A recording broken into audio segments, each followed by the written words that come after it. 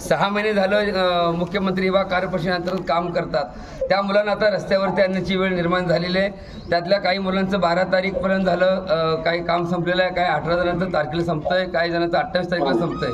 पण आपल्याला माझी विनंती आहे की आम्हाला उपमुख्यमंत्री एकनाथजी शिंदे साहेब ज्यांच्या मुख्यमंत्री असताना त्यांच्या काळामध्ये ह्या योजना आल्या आणि आज ही योजना बंद पडते आणि ह्या मुलांना कामावरून घरी जायला सांगत आहेत। मुलांची उपासमारीची वेळ आलेली आहे। तर आपल्याला माझी विनंती आहे की आपण आम्हाला माननीय मुख्यमंत्री साहेबांची भेट घालून द्यावी। आता एक मीटिंग चालू आमची त्या संदर्भातच। तर आमच्या अधिकारी आम्ही आणि नंतर मग कसं करायचं ते मी मुख्यमंत्री कामावर घालतो आणि राजू जाधवचं जरा डिटेल द्याल सगळं। काय म्हटलं सर? राजू जाधवने त्याचं डिटेल द्या सगळं। हॅलो, आपण ह्या मुलांना काय सांगू शकता का? जरा बोला जरा। हॅलो हॅलो साहेब मीटिंग मध्ये आहेत आता। काही तुमची डिटेल आहे ना ती एका कागदावर लिहा आणि मला द्या। राजू जाधव बोलतो। ठीक आहे, काय अडचण नाही। आमची मीटिंग थोडी फायनल करायला सांगा त्यांना। Okay okay okay sir, okay okay. मुख्यमंत्री युवा कार्यपरिषदेच्या अंतर्गत महाराष्ट्रामधील 1,50,000हून अधिक मुलं या ठिकाणी महाराष्ट्रामध्ये काम करतात आणि त्या मुलांना आज उपासमारीची वेळ निर्माण झाली आहे, ज्यांची तारीख 12 तारीख, 18 तारीख, 28 तारीख अशा वेगवेगळ्या तारखेच्या माध्यमातून त्या मुलांना आता कमी करण्याचं काम चालू आहे। एकीकडे माननीय मुख्यमंत्री एकनाथजी शिंदे साहेबांनी जो शब्द दिले होता की ज्या ठिकाणी मुलं काम करतात त्या ठिकाणी त्यांना आहे त्या ठिकाणी आम्ही कायम करणार आहोत, कुठलीही मुलांची योजना बंद पडणार नाही असं अभिवचन देखील त्यांनी दिलं होतं। त्यांच्यावरती विश्वास ठेवून हे मुलं काम करत होते, पण आता त्या प्रत्येक मुलाला बोलवून घेऊन त्या ठिकाणी त्या मुलांना आता कामावरून कमी करण्याचं काम चालू आहे।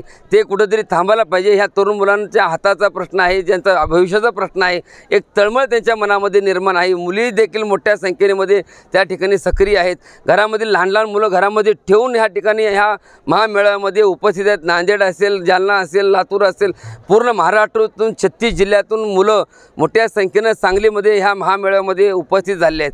फक्त त्यांची एक तळमळ आहे की 6,000 पगारावरती ही मुलं काम करतात, 7,000 वरती काम करतात, 8,000 वरती काम करतात, 10,000 वरती काम करतात।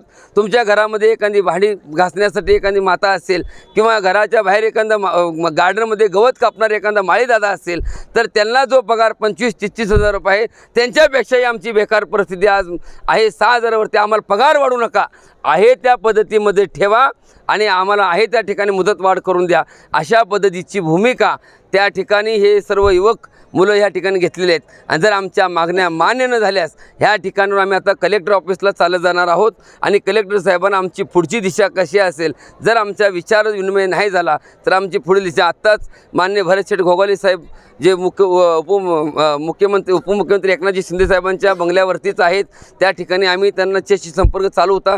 त्यांचाच आता फोन आला की आपल्याला माननीय एकनाथजी शिंदे साहेबांसंगत मीटिंग करून देऊन तुमच्या ह्या मुख्यमंत्री युवा कार्यपक्षाचे जे मुलं काम करतात त्यांना मुदतवाढीसाठी मी त्यांच्याशी चर्चा करतोय आणि तुम्हाला बोलवून पण घेतो, अशा पद्धतीचं अभिवचन आत्ताच आपल्या पुढं त्या ठिकाणी दिलेलं आहे।